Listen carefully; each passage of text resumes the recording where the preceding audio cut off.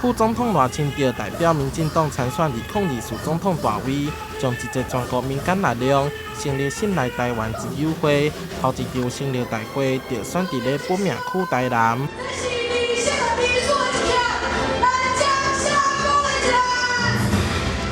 成立大会即天，副总统赖清德亲自授旗，并以手征予来自医界以及社会各界后援会代表、台南市长、所有立委以及跨派系议员全拢到场，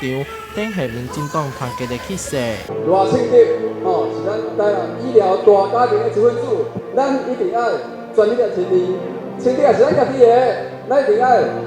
用生命甲斗阵。过去赖医师能够成为我们台南市民共同信赖的赖市长，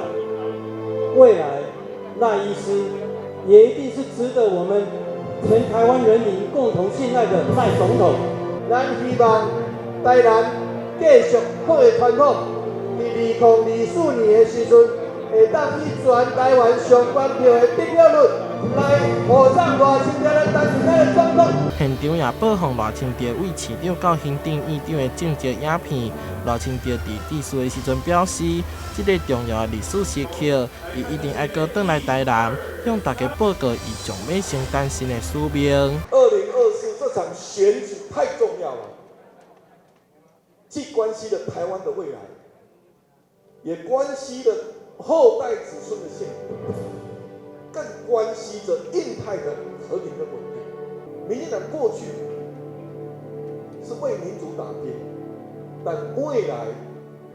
会为和平奋斗。即便是中国对台湾文攻武吓，我们不会改变和平的立场，也不会放弃任何和平的机会。